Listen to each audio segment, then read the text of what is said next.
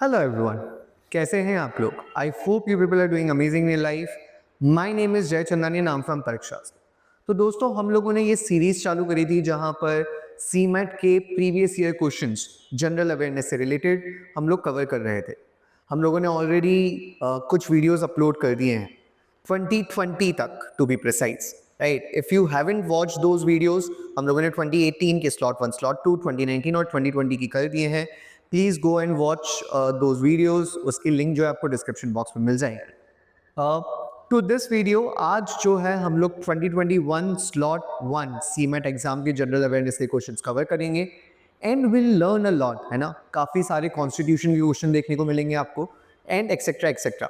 Okay, so let's understand किस type के questions पूछे गए थे। आप लोग अपनी पेन और कॉपी लेके बैठना सो दैट आप लोग ज़्यादा से ज़्यादा नोट्स बना सको और फिर उसके ऊपर गूगल सर्च करके उन्हीं टॉपिक्स से रिलेटेड कुछ क्वेश्चंस को प्रिपेयर करने की कोशिश करना। This is the way to prepare for your examination, right.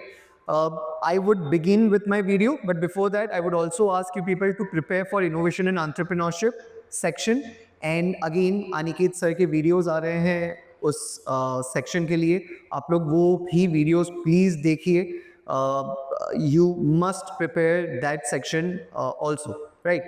Also, as we have already told, जो लोग ये वीडियो देख रहे हैं, जो ये सीरीज फॉलो कर रहे हैं, उन लोगों को इसके बारे में आइडिया है। जो लोग नए हैं, we have released mock test for you guys in just 499 rupees। क्या क्या मिलेगा आपको?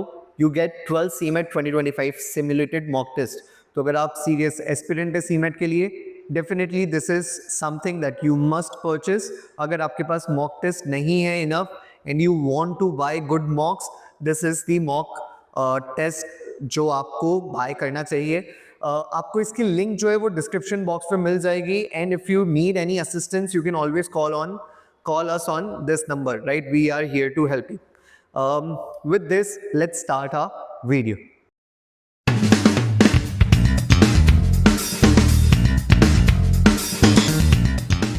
So let's move to the first question, what we see, right? Now, the first question in the 2021 slot 1 was, which one of the following statement best describes the term social cost of carbon? Okay, ठीक है। तो social cost of carbon कौन सा statement define करता है? It is a measure in monetary value of the, and the correct answer is long-term damage done by a ton of CO2 emission in a given year. Yeah, CO2 emission भी होता है या green house gases भी बोल सकते हैं। अब देखो क्या हुआ है कि यार हम लोग, और तुम्हें क्लाइमेट चेंज से रिलेटेड क्वेश्चंस मिल सकते हैं बहुत ज़्यादा, ठीक है। Sustainable development, social cost of carbon, Paris climate change accord, COP, है ना। COP की जो हर साल मीट होती है, इनसे रिलेटेड क्वेश्चंस आपको देखने को मिल सकते हैं। सोशल कॉस्ट ऑफ कार्बन जो है ये बेसिकली टर्म लाया गया था इसलिए कि लोग ये नहीं समझ पाते थे कि यार अगर कार्बन रिलीज करते हैं तो किसी भी इकोनॉमी को कितना नुकसान होता है, ठीक है।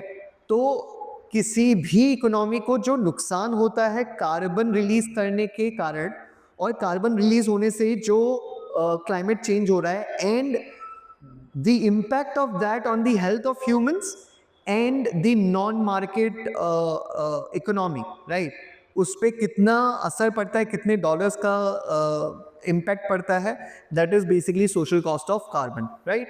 Let's move to the next term. I would definitely suggest you to go through COP की जो समिट्स होती हैं, ठीक है। पेरिस जो पेरिस क्लाइमेट चेंज अकॉर्ड जो है उसके बारे में आपको थोड़ा बहुत पढ़ना चाहिए। सस्टेनेबल डेवलपमेंट से रिलेटेड जो आपको टॉपिक्स देखने को मिलते हैं, definitely you must go through that, right. India का क्या क्लाइमेट से रिलेटेड, इंडिया के क्या टारगेट्स हैं, you must be aware of them, right. Next, with reference to the state legislative council in India, which among the following statement is are correct? Okay, so this is basically from constitution. Legislative council क्या होता है? Legislative council is Vidhan Parishad, Vidhan Parishad,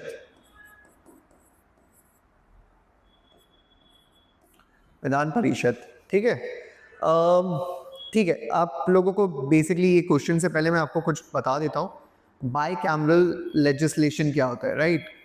तो by cameral legislation होता है जहां पर दो houses होते हैं, जहां पर किसी भी लेजिस्लेशन में 2 हाउसेज होते हैं। जैसे हमारा जो सेंटर का इलेक्शन होता है उसमें 2 हाउसेज हमें देखने को मिलते हैं, राइट। एक तो राज्यसभा या अपर हाउस राज्यसभा, और एक लोकसभा लोअर हाउस लोकसभा। लोकसभा में जो भी मेंबर्स होते हैं वो इलेक्ट होते हैं जो लोकसभा के इलेक्शन होते हैं उसके थ्रू, और राज्यसभा में मेंबर्स जो हैं वो बेसिकली हर स्टेट से चुने जाते हैं through different voting system, right.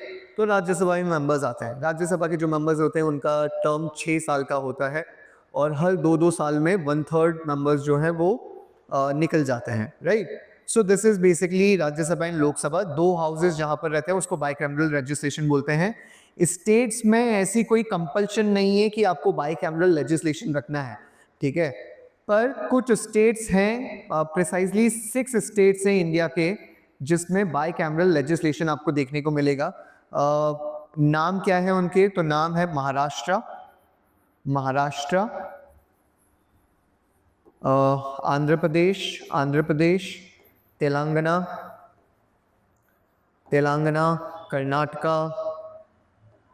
Karnataka, Bihar and UP. Please cross check the names एक बारी, ठीक है, इसको चेक करना। और इसमें बाइकैमरल लेजिस्लेशन, स्टेट की बाइकैमरल लेजिस्लेशन में क्या क्या हाउसेज होते हैं? एक होता है लेजिस्लेटिव काउंसिल जो कि अपर हाउस होगा, लेजिस्लेटिव काउंसिल। विधान परिषद भी बोलते हैं इसको, विधान परिषद। और एक होता है लेजिस्लेटिव असेंबली, जो कि बेसिकली विधानसभा कही जाती है, विधानसभा, ठीक है। ये लोअर हाउस, यहाँ पर बेसिकली इलेक्ट होके मेंबर्स जाते हैं, ठीक है। तो उस बारे में ये है, समझते हैं क्या कहना चाहता है, ठीक है, समझते हैं क्या कहना चाहता है। So it says that the legislative council is a continuing house and 2/3 of the members retire in 2 years. तो ये गलत है, ठीक है। जैसा राज्यसभा में होता है वैसे ही इसमें होता है। 1/3 मेंबर्स जो हैं वो रिटायर होते हैं हर 2 साल में, ठीक है। Members of local bodies elect 1/3 of the total number of members of the legislative council. ये सही है, ठीक है। ये आएगा आर्टिकल 171, ये आर्टिकल 171 में आपको देखने को मिलता है। आर्टिकल 171 में बेसिकली बताते हैं कि यार कॉन्स्टिट्यूशन कैसा होना चाहिए, काउंसिल, लेजिस्लेटिव काउंसिल में कितने मेंबर्स होंगे, क्या होगा, ठीक है। तो लेजिस्लेटिव पहला चीज़ तो ये रहता है कि लेजिस्लेटिव काउंसिल में जो टोटल नंबर ऑफ मेंबर्स हैं वो लेजिस्लेटिव असेंबली में जितने मेंबर्स हैं उसका 1/3 से ज़्यादा नहीं हो सकता, ठीक है। ऐसा मान लो कि लेजिस्लेटिव असेंबली में, किसी लेजिस्लेटिव असेंबली में 300 मेंबर्स हैं, इसका 1/3 कितना होगा? 100। तो लेजिस्लेटिव काउंसिल में 100 से ज़्यादा मेंबर्स नहीं हो सकते, इट हैज़ टू बी 100 से कम। पर किसी भी लेजिस्लेटिव काउंसिल में एटलीस्ट 40 मेंबर्स होने चाहिए, वरना वो बन नहीं पाएगी। तो एटलीस्ट 40 और 1/3 लेजिस्लेटिव असेंबली के 1/3 से ज़्यादा नहीं हो सकता। फिर लेट्स सपोज कि 100 ही मेंबर्स हैं, तो ये 100 मेंबर्स का जो पार्टीशन है या बाइफर्केशन है वो कैसे होगा? इसमें 1/3 जो है वो इलेक्ट होते हैं, वो सिलेक्ट या इलेक्ट होते हैं, अपॉइंट किए जाते हैं, या फिर ऐसा बोल देंगे कि अपॉइंट किए जाते हैं by the members of legislative assembly, ठीक है। और बाकी जो 1/3 हैं वो बेसिकली हाँ, वो होते हैं लोकल बॉडीज़ के ऑफिसर्स। लोकल बॉडीज़ जैसे म्यूनिसिपैलिटीज़ और अलग जो भी पंचायती हैं, जो भी लोकल बॉडीज़ हैं, ठीक है, उसके मेंबर्स होते हैं बेसिकली। लोकल बॉडीज़ या म्यूनिसिपैलिटीज़ के जो ऑफिसर्स होते हैं बेसिकली वो 1/3 कॉन्स्टिट्यूट करते हैं लेजिस्लेटिव काउंसिल में। फिर बाकी बचा 1/3, इस 1/3 में से 1/12 जो है वो टीचर्स जो कि उस स्टेट के गवर्नमेंट स्कूल्स में या कॉलेजेस में पढ़ा रहे हैं, 3 साल का एक्सपीरियंस है, ठीक है। फिर ग्रेजुएट्स 1/12 जो होते हैं वो होते हैं ग्रेजुएट्स, 1/12 होते हैं ग्रेजुएट्स। और फिर रिमेनिंग जो है वो रिमेनिंग क्या 1/6 होगा, वो गवर्नर सिलेक्ट करता है, गवर्नर अपॉइंट करता है। गवर्नर कैसे अपॉइंट करता है, बेसिकली कुछ अच्छे बिजनेस पर्सन हैं, कुछ फेमस पर्सनालिटी है, किसी कोई फेमस लॉयर है या कुछ, तो उन लोगों को गवर्नर अपॉइंट करता है लेजिस्लेटिव काउंसिल, राइट। सो इस तरीके से कुछ बाइफर्केशन होता है। Now, if a state legislative council is to be created or abolished, a resolution to that effect is to be first passed by the legislation by a two-third majority. इसी majority को special majority भी कहते हैं। Special majority, please मुझे comment box में बताना कितने type की majority होती है कॉन्स्टिट्यूशन में, कौन कौन सी जगह आपको स्पेशल मेजोरिटी देखने को मिलती है, ठीक है। और यस, ये जो आर्टिकल है ये आर्टिकल 169 है और ये बिल्कुल ही ट्रू स्टेटमेंट है कि लेजिस्लेटिव काउंसिल अगर बनानी है, क्रिएट करनी है या अबॉलिश करनी है, उन दोनों ही कंडीशन में स्पेशल मेजोरिटी के थ्रू रिजोल्यूशन पास करना पड़ता है स्टेट लेजिस्लेटिव असेंबली में, right. I hope this is clear to you guys. तो इसका आंसर क्या हो जाएगा, only B and C, only B and C, right. Let's move to the next. With which theatre in London Shakespeare was associated with? The answer is the Globe. अब ये ऐसा GK का question है जो आपको मालूम होगा तो मालूम होगा। अब अगर आपको शेक्सपियर की जो बुक्स हैं, जो उनके प्लेज हैं, वो पढ़ने में बहुत मज़ा आता है, तो डेफिनेटली आपको आइडिया होगा कि it was the Globe, right. Next क्या है, which of the following personalities has been appointed as the head of Tehelka panel after the much in news resignation of its chief K Venkata स्वामी। थोड़ा सा अजीब question है ये, उस टाइम तक कोई करंट अफेयर भी नहीं है। तहलका पैनल बेसिकली एक तहलका करके न्यूज़ मैगजीन आती थी और उन्होंने कोई स्टिंग ऑपरेशन करा था, this is of the year 2001 और समथिंग, राइट। तो इसका जो सही आंसर है दैट इज एस.एन. फुकान। लेकिन यार अब इस तरीके के क्वेश्चंस जो है उनको आंसर करना थोड़ा सा मुश्किल होता है, राइट। आप लोगों को इनके बारे में कुछ भी आइडिया नहीं होगा, तो डेफिनेटली ऐसे क्वेश्चन आते तो I would suggest to don't answer this. अगर आप लोग बिल्कुल एलिमिनेट नहीं कर सकते हो तो उसको अवॉइड कर दो, ज़्यादा बेटर रहेगा। नेक्स्ट क्या है, how much India needs to invest on infrastructure to become USD 5 trillion economy by 2024-25।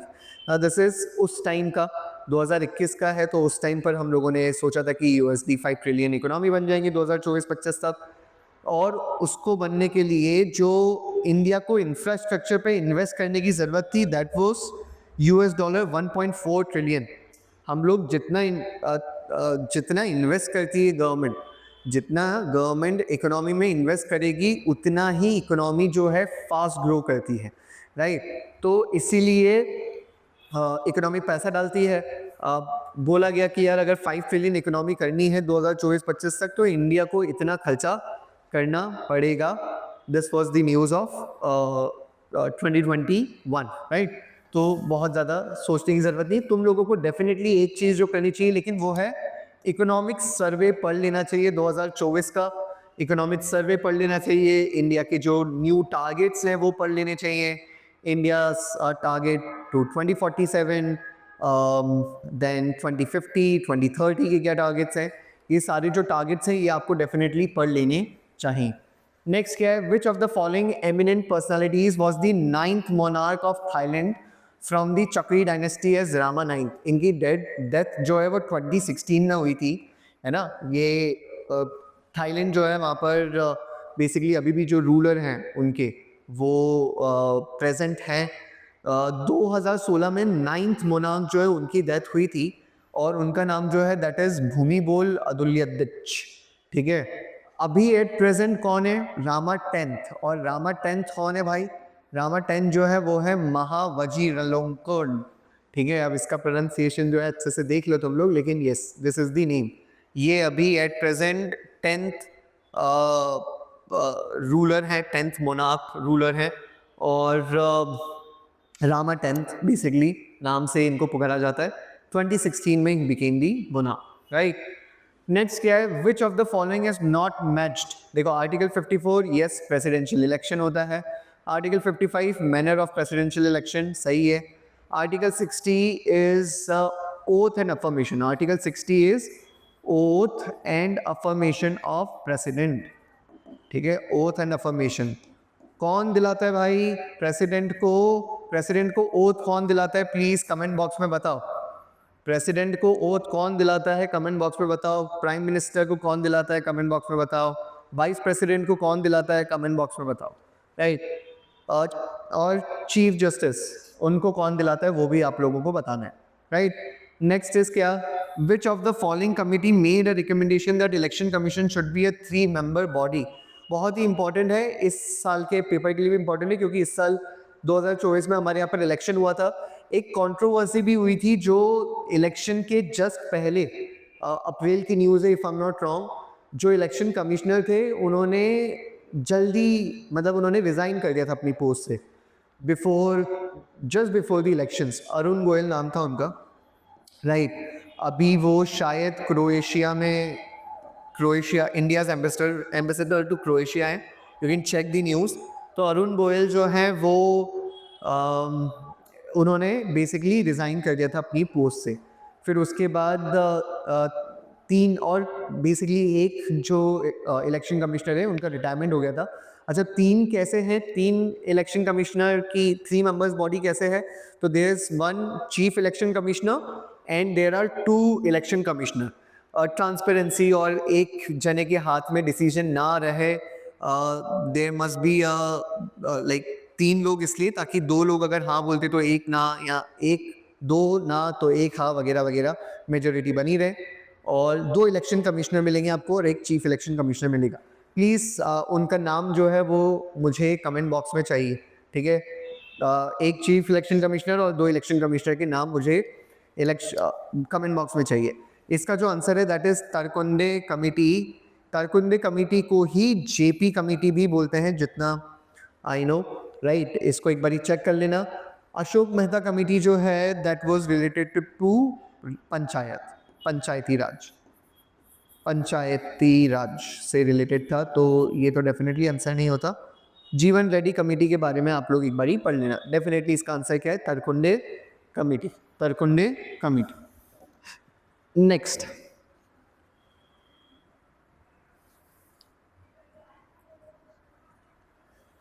ठीक है।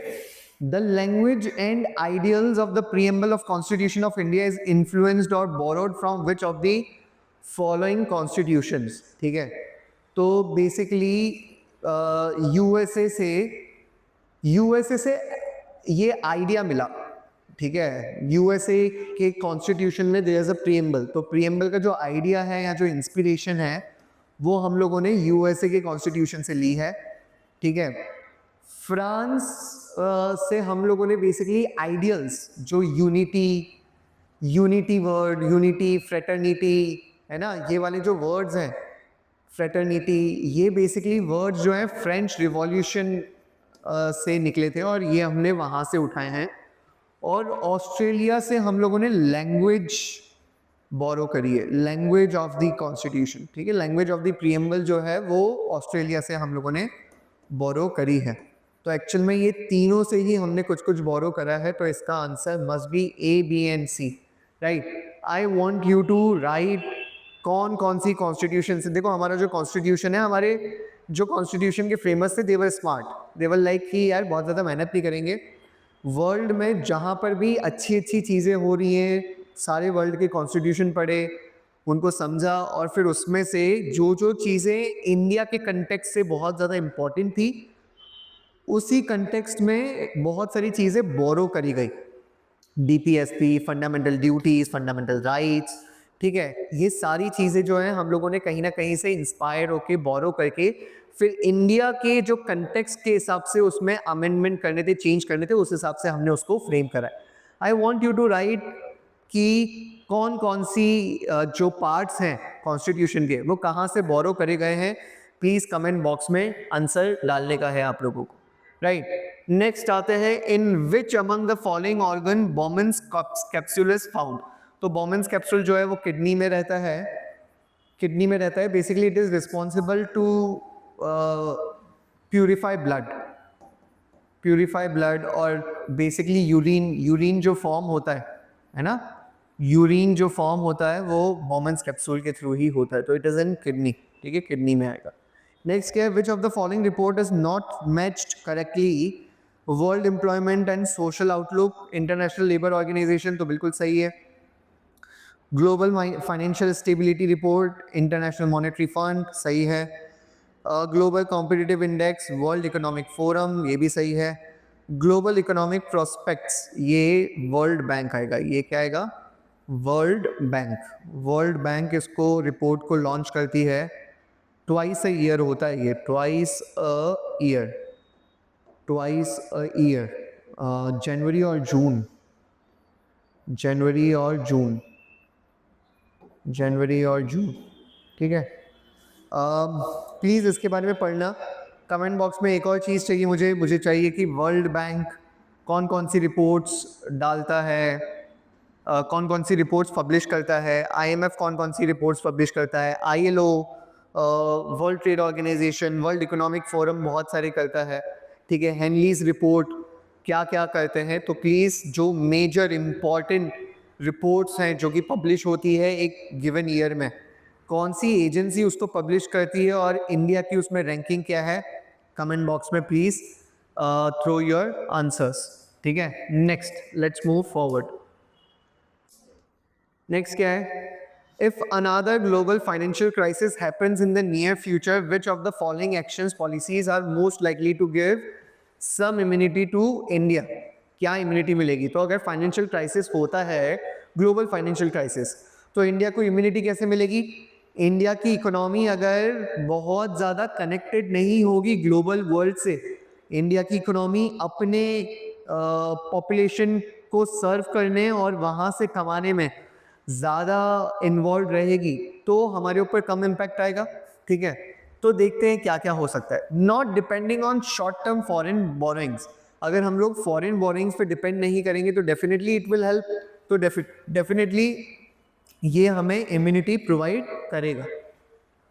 Opening up to more foreign banks, अरे यार अगर अपन लोग फॉरेन बैंक्स को इंडिया में ले आएंगे, ठीक है, और एक ग्लोबल फाइनेंशियल क्राइसिस आ जाता है, तो बैंक्स का तो बुरा हाल हो जाता है फाइनेंशियल क्राइसिस में। क्यों? क्योंकि एनपीए, नॉन परफॉर्मिंग एसेट्स जो हैं वो बढ़ने लगते हैं, जिसके कारण बैंक के ऊपर बर्डन बढ़ता है। अगर आपको 2007-8 का जो फाइनेंशियल क्राइसिस आया था उसके बारे में मालूम है तो फिर आपको पढ़ना चाहिए, ठीक है। तो उसके कारण तो बल्कि बैंक्स जो है अपने आप को इंसॉल्वेंट घोषित कर देते हैं, तो this is not a good idea. इसके कारण तो बहुत इम्पैक्ट पड़ेगा, तो ये तो नहीं। Maintaining full capital account convertibility, ये क्या होता है? Basically capital account convertibility is basically आपके पास जो कैश है उसमें बिना किसी कंडीशन के अगर आपको ये बोल दिया जाए कि ठीक है आप लोग अपना जो कैपिटल, आपका जो कैश है उसको फॉरेन एक्सचेंज के थ्रू आप उसमें आपको अपने 2 करोड़ रुपए डॉलर्स में कन्वर्ट करके रखने और आपको बाहर इन्वेस्ट करना है, तो आप वो कर सकते हो complete, there is no condition. अगर ऐसा कर दिया जाएगा तो लोग ज़्यादा से ज़्यादा करेंसी जो है फॉरेन करेंसी में चेंज करेंगे अपनी करेंसी को, और वो बाहर जाके इन्वेस्ट करेंगे, जिसके कारण उनको नुकसान हो सकता है, जिसके कारण इंडियन इकोनॉमी को भी नुकसान हो सकता है। तो अगेन बेसिकली यहाँ पर हम लोग ग्लोबली ज़्यादा कनेक्ट होंगे तो ये भी रोक देना चाहिए, ये भी सही आंसर नहीं होगा, तो it will be A only. Now, which one of the following was the official mascot of Khelo India youth games 2020? तुम्हारे लिए अभी इंपॉर्टेंट नहीं है, तुम्हारे लिए इंपॉर्टेंट होगा ओलंपिक 2024 के मैस्कट। तो the answer is freezes, freezes, okay, freezes, ठीक है, दी फ्रिजेस। तो फ्रिजेस जो है वो मैस्कॉट थे ओलंपिक 2024 के। इसका आंसर एज सच विजया है। अब बोले सर ये मैस्कॉट्स तो यूजुअली एनिमल्स होते हैं ना, तो ये क्या है? विजया बेसिकली नेम दिया गया था, हमने एक there is this tiger who was named Vijaya और उनको बेसिकली मैस्कॉट बनाया गया था। एक और आंसर होना चाहिए इसका जया करके, which was a black buck, ठीक है, बट देन ठीक है, Vijay is the correct answer, Vijay is the correct answer. पर आपको अभी रिसेंट जो गेम्स हुए ना उनके मैस्कट्स डेफिनेटली लिखने चाहिए, उनके मैस्कट्स, उनके थीम सॉन्ग, इंडिया ओलंपिक्स में इंडिया की फ्लैग बियरर कौन थे जाते वक्त और क्लोजिंग सेरेमनी में कौन थे, ये सारी डिटेल्स अगेन मेरे को कमेंट बॉक्स में चाहिए। I will hit a like button या हार्ट का बटन मैं दे दूंगा उस पर, ठीक है। नेक्स्ट,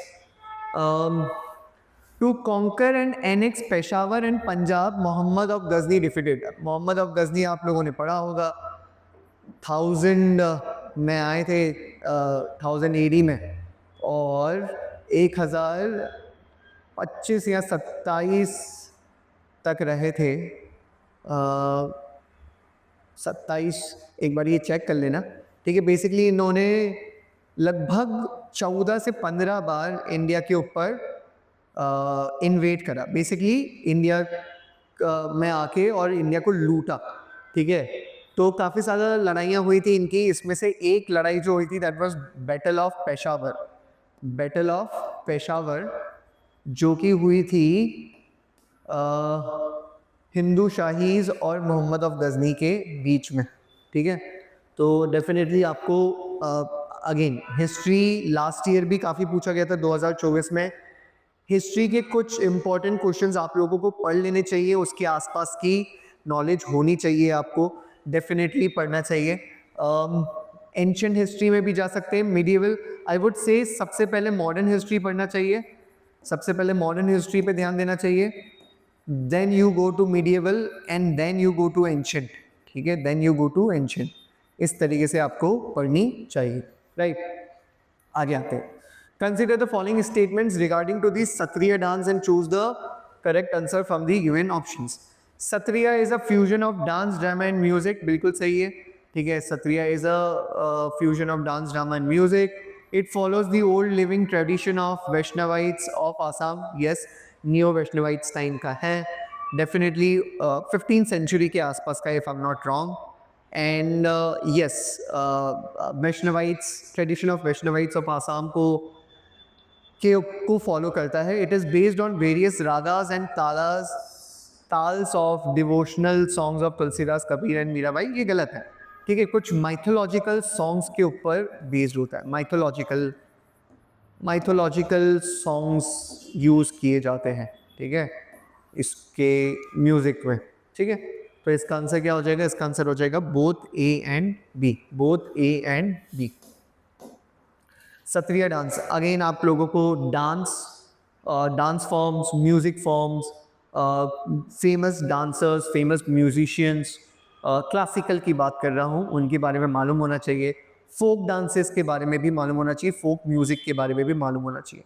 तो इसकी एक लिस्ट बना लो। Again it won't take more than 1 hour of your Google search and then probably preparing it. आप लोग कंप्लीट कर लोगे सब, राइट। डेफिनेटली आप लोगों को प्रिपेयर करने चाहिए। नेक्स्ट पर आते हैं। Next is which one of the following mountain range lies in between Caspian sea and Black sea. तो कैस्पियन सी और ब्लैक सी के बीच में बेसिकली कॉकेसस माउंटेन रेंज आती है। ये रशिया, जॉर्जिया, आर्मेनिया और अज़रबैजान, ठीक है। बेसिकली इसके आसपास ये माउंटेन्स हैं, इन कंट्रीज़ के आसपास, कॉकेसस, राइट। कैस्पियन सी, अब मेरे को आप लोगों से चाहिए, मैं आई गेस लास्ट लेक्चर में आपसे पूछ चुका हूँ कि ब्लैक सी जो है वो कितने कंट्रीज से घिरा हुआ है, क्या क्या कंट्रीज़ के नाम है। कैस्पियन सी में भी आपको बताना है कि कैस्पियन सी किस किस कंट्रीज से को बाउंड्री करता है, पेरीफेरी कौन कौन से कंट्रीज़ की आती हैं। नेक्स्ट इज द इकोनॉमी सर्वे 2020। अब हमारे लिए इंपॉर्टेंट नहीं है, हमारे लिए इंपॉर्टेंट होगा 2024 का इकोनॉमिक सर्वे, राइट। तो ये आपको डेफिनेटली देखना चाहिए। Suggest employ stock ownership for which sector, तो it was banking, public sector bankings, ठीक है। बैंकिंग से रिलेटेड क्वेश्चंस काफ़ी ज़्यादा पूछे जाते थे, ठीक है। तो ये भी बैंकिंग से रिलेटेड क्वेश्चन है। इकोनॉमिक सर्वे डेफिनेटली आपको पढ़ना चाहिए। बजट और इकोनॉमिक सर्वे की कुछ इंपॉर्टेंट जो की डिटेल्स हैं वो आपको पढ़ना चाहिए। आप लोग डाउनलोड कर सकते हैं, है ना। आप लोग बजट को भी डाउनलोड कर सकते हैं, इकोनॉमिक सर्वे को भी डाउनलोड कर सकते हैं। चैट जीपीटी में पीडीएफ डालना और चैट जीपीटी को बोलना give important pointers, important one liners from the following documents. आपको चैट जीपीटी दे देगा, right. Just read them out loud. With the range of 16,000 kilometers, which of the following is world's longest range intercontinental ballistic missile? The answer to this is SS-18 Saturn intercontinental ballistic missile. अभी बहुत ज़्यादा news में था। Again why? Because Russia ने Ukraine के ऊपर पहली बार ballistic missile use करी, ठीक है। न्यूक्लियर वेपन नहीं डाले थे, लेकिन हाँ बैलिस्टिक मिसाइल का यूज़ हुआ रशिया ने यूक्रेन के ऊपर करा, इसके बारे में आपको पढ़ना चाहिए, ठीक है। दिस इज इंटरकॉन्टिनेंटल इसलिए बिकॉज एक कॉन्टिनेंट से दूसरे कॉन्टिनेंट में मारने की शक्ति रहती है। इंडिया का अग्नि 5 जो है that is an intercontinental ballistic missile with a range of 7,000 to 9,000 kilometres की रेंज पे टारगेट करा जा सकता है, राइट। SS-18 जो है ये रशिया की मिसाइल है, इसका एक और नाम जो है that is Russia 36M, right, इस तरीके का नाम है, तो this is named as this. तो डेफिनेटली आपको इसके बारे में पढ़ लेना चाहिए। इसरो के बारे में, इसरो और DRDO भी इम्पॉर्टेंट हो जाता है इंडिया के डिफेंस, इंडिया जो डिफेंस में अपग्रेड कर रहा है वो इम्पॉर्टेंट हो जाता है। और इंडिया का जो स्पेस रिसर्च ऑर्गेनाइजेशन है, it is doing wonderful in the, let's say in the last 5 years it has done really like there has been an inspiring story out there, तो आपको डेफिनेटली उनके बारे में देखना चाहिए। आप लोगों को 23 अगस्त 2024 को पहला इंडिया का फर्स्ट नेशनल स्पेस डे बनाया गया था। किस उपलक्ष्य पे बनाया गया था, क्या चीज़ को सेलिब्रेट करने के लिए हम लोग वो बनाते हैं? I want the answers in the comment box, please आप लोग बताइए, इम्पॉर्टेंट है आप लोगों के लिए, राइट। नेक्स्ट आते हैं, next is the Paithan Jayakwadi hydro electric project completed with the help of Japan is on the river. तो this is on the river Godavari, ठीक है। I want to get the answers from you guys for the longest, कौन सा longest hydro electric power electric project है India का, ठीक है, India का हाई लॉन्गेस्ट। और हाईएस्ट एल्टीट्यूड पे कौन सा है वो वाला भी बताना भाई, हाईएस्ट एल्टीट्यूड पे कौन सा है वो वाला भी बताओ, ठीक है। ये दोनों चीज़ें आप लोग कमेंट बॉक्स में बताओगे, ठीक है। नेक्स्ट पर आता है, अच्छा ये गोदावरी है महाराष्ट्र में, अच्छा बाय द वे ये भी महाराष्ट्र में है, ठीक है, तो बताना सतारा डिस्ट्रिक्ट में है, ठीक है, तो इसका आंसर आप लोग बताएंगे। Next is L&T technology service the engineering services arm of Larsen and turbo group inform that it will acquire a 100% stake in which Texas based company। वैसे तो ये जो क्वेश्चन है ये उस टाइम का करंट अफेयर भी था और ये थोड़ा सा इनोवेशन एंड एंटरप्रेन्योरशिप का टॉपिक है, और 2021 में इनोवेशन एंड एंटरप्रेन्योरशिप को इंट्रोड्यूस कर दिया गया था एज अ न्यू सेक्शन। दो क्वेश्चंस जो है वो 25 रखे थे, तो जहाँ 100 क्वेश्चन होते थे वहाँ 100 से 125 क्वेश्चन कर दिए गए थे। उस टाइम का करंट अफेयर है, अभी इतना ज़्यादा इंपॉर्टेंट नहीं है, अभी के करंट अफेयर्स पे आपको ज़्यादा फोकस करने की ज़रूरत है। इसका answer is orchestra technology, I am not discussing it a lot, ठीक है। नेक्स्ट पर आते हैं, which of the following is the longest Indian novel ever published in a single volume in English language? The answer is A Suitable Boy by Vikram Seth, ठीक है। Definitely book से related हमने जितने भी अभी तक वीडियोस बनाए आपने देखा होगा कहीं ना कहीं बुक से रिलेटेड क्वेश्चन आता ही है, बुकर्स प्राइज हो या फिर highest the longest Indian novel English में जो लिखी गई है, ऐसे क्वेश्चंस आपको देखने को मिल जाते हैं। तो बुक से रिलेटेड क्वेश्चंस के लिए डेफिनेटली आप लोग थोड़ा सा रेडी रहना, इनके बारे में पढ़ना चाहिए, ठीक है। Next is RBI's mega bank consolidation plan of merger of 10 banks into 4 became effective from which date? अभी अगेन उस टाइम का important current affair है।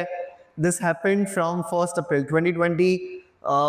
इस टाइम के लिए बहुत ज़्यादा important नहीं है। उस टाइम पर काफ़ी सारी जो बैंक्स हैं उनको मर्ज कर दिया गया था, ठीक है, बाय RBI, तो उस टाइम के लिए ही इंपॉर्टेंट है। अगेन बैंकिंग से रिलेटेड एक और क्वेश्चन आपको देखने को मिलता है। Consider the following: Mahavir Jayanti, Buddha Purnima, Guru Nanak Jayanti. Which among the following may fall in the same months of the Gregorian calendar? ठीक है, तो महावीर जयंती जो है वो बेसिकली मार्च में बनती है, मार्च अप्रैल के आसपास होती है, और आई थिंक बुद्ध पूर्णिमा भी इसके आसपास ही रहती है ना, मार्च के आसपास ही रहती है, मार्च या फिर अप्रैल मई के आसपास ही रहती है, ठीक है, इसके आसपास ही रहती है। गुरु नानक जयंती हम लोग नवंबर में बनाते हैं, तो डेफिनेटली जो आंसर है वो क्या हो जाएगा, A and B। आंसर जो है वो क्या हो जाएगा, A and B, right. Let's move ahead. If we are using the following words in a game, which game are we playing?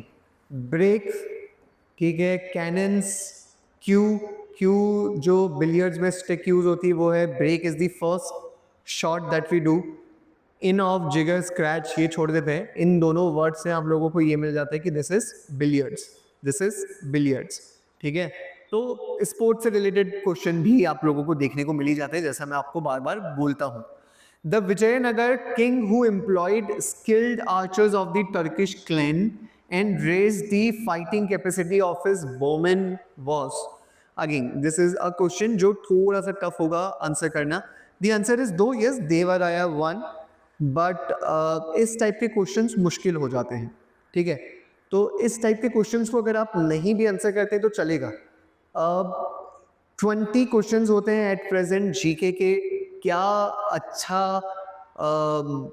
Attempt हो सकता है, तो I would suggest if you attempt anything above 15 plus with 90% accuracy, that would be good, वो अच्छा रहेगा. तो definitely आपको उसके लिए टारगेट करना चाहिए. तो या I think this was the last slide. Yes, we are back to this. I think अब मेरे को बहुत ज़्यादा बोलने की ज़रूरत नहीं है, आप लोगों को ऑलरेडी मालूम है इसके बारे में. If you really wish to have good marks, आपके पास लिंक होगी डिस्क्रिप्शन में, लिंक पे जाके क्लिक करें. अगर आपको कुछ भी डाउट है कि किस तरीके से यूज़ करना है, हम लोग ये 12 मॉक्स जो हैं किस तरीके से प्लान कर सकते हैं, हमारे पास लगभग 15 दिन और है, 15-16 दिन और है. तो आप लोग इस नंबर पे भी एक बारी कॉल कर सकते हैं. Right, that's it from my side. I hope आपको ये वीडियोज़ हेल्प कर रहे हैं. अगर हेल्प कर रहे हैं तो कमेंट बॉक्स पे कमेंट लिख के बताओ कि yes sir, this is helping us. Sir कुछ इसमें और भी चीज़ें हमें बताओ, अगर कुछ आपको और भी चीज़ें चाहिए तो let me know so that I can plan my videos accordingly. आप लोगों को मैंने बता रखा है इनोवेशन एंड एंटरप्रेन्योरशिप के भी वीडियोज़ आ रहे हैं simultaneously. You must go and watch those videos as well. Prepare well for the examination. Best of luck guys. And yes, SLAT के रिजल्ट्स आ गए हैं, तो लेट्स बी होपफुल. आप लोगों के स्लैट क्या, सॉरी, स्नैप, राइट. तो लेट्स बी होपफुल आपके रिजल्ट्स अच्छे आए होंगे, right. That's it from my side. God bless you all.